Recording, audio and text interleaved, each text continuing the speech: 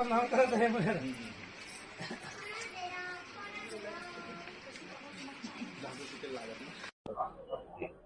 जी, आपका पहले परिचय दे देंगे और बताएंगे कि आपको कौन सा रैंक मिला है और उसको लेकर आप क्या कहना चाहेंगे। मेरा नाम डायमंड सिंह ध्रुव है।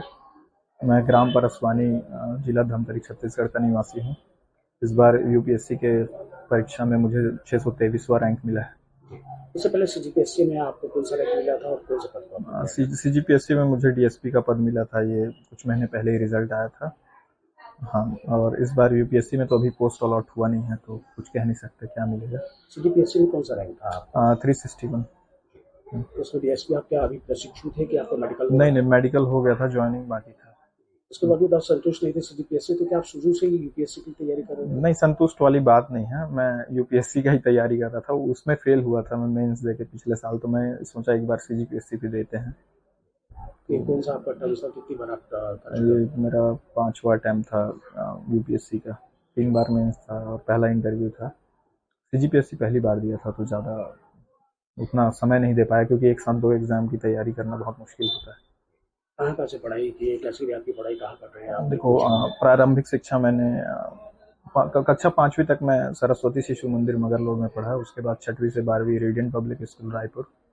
फिर मैंने मैथमेटिक्स लेके पढ़ा। मैथमेटिक्स था मेरा 12वीं में, लेकिन मैंने हिस्ट्री चुना, इतिहास विषय। बनारस हिंदू यूनिवर्सिटी में ग्रेजुएशन किया। पोस्ट ग्रेजुएशन मैंने जेएनयू, जवाहरलाल नेहरू यूनिवर्सिटी नई दिल्ली में मॉडर्न हिस्ट्री में एमए किया। उसके बाद मैं तैयारी में 2024 के बाद फुल फ्लेज प्रिपरेशन में गया, और पिछले बार नहीं हुआ था, इस बार हो गया। जी, कुछ डार्क टाइम भी होता है। एक डार्क टाइम आपके साथ गया, फिर कैसा अनुभव किया, फिर कैसे आपने बैक करके किससे तैयारियां की? डार्क टाइम था, जैसा कि अप्रैल प्रीलिम से 1 महीने पहले मेरे पिताजी का देहांत हो गया था।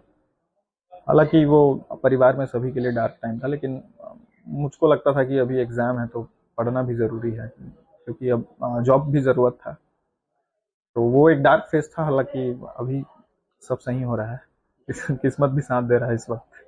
पापा कौन से पद पे थे, माँ कौन सी पद पे हैं? पिताजी सहायक ग्राम पंचायत वो थे, एजीपीओ, ग्राम पंचायत ऑफिसर, जनपद पंचायत मगरलोड में, और मम्मी टीचर है। घर में कितना सपोर्ट मिला आपको पढ़ाई के लिए और सब चीज़ों के लिए? घर का सपोर्ट तो था ही, क्योंकि बिना घर के सपोर्ट के आप प्रिपरेशन नहीं कर पाते, चाहे फाइनेंशियली हो चाहे इमोशनली, क्योंकि कांस्टेंट जब फेल होंगे तो घर वाले ही सपोर्ट करते हैं। उसके अलावा कुछ दोस्तों ने भी सपोर्ट किया, ऐसा नहीं है, क्योंकि जब घर से दूर रहोगे तो दोस्त ही परिवार होते हैं। और बाकी घर वाले हमेशा ऐसा कभी नेगेटिव या दबाव नहीं बनाए कि तुम्हें क्या पढ़ना है, कैसे पढ़ना है। मैं अपने हिसाब से डिसीजन लेता था। जी, घर से कोई क्या अभी देश सेवा में और आगे कोई तैयारी भी इस तरह का कुछ रहे या शिक्षिका के अलावा कोई भी कोई पद पे रह चुके हैं?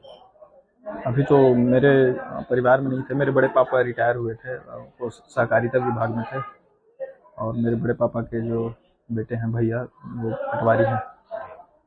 ये पूरे जो आप अब जिस मुकाम पे पहुंचे, इसका श्रेय किसे देना चाहेंगे और उसको लेके क्या कहेंगे आप? श्रेय मैं अपने माता पिता और कुछ दोस्तों को देना चाहूँगा, और परिवार वाले भी हैं। एक टारगेट, एक एम बनाया था आपने, लोगों को क्या कहना चाहिए? क्योंकि कहीं ना कहीं कुछ असफलताएं उनको, उनके जो एक दृष्टिकोण होता है उसे बदल देता है। ऐसे लोगों को क्या कहना चाहिए? देखो, असफलता मिलने के बाद भी हम्बल रहना ज़रूरी है, क्योंकि बिल्कुल ये एक पद ही है, और बिल्कुल आप जनता की सेवा के लिए हैं, तो ऐसा कोई एरोगेंस नहीं भी होना चाहिए। और बाकी अब देखो, जितना जैसा सिचुएशन आएगा वैसा काम तो करना पड़ता है सबको।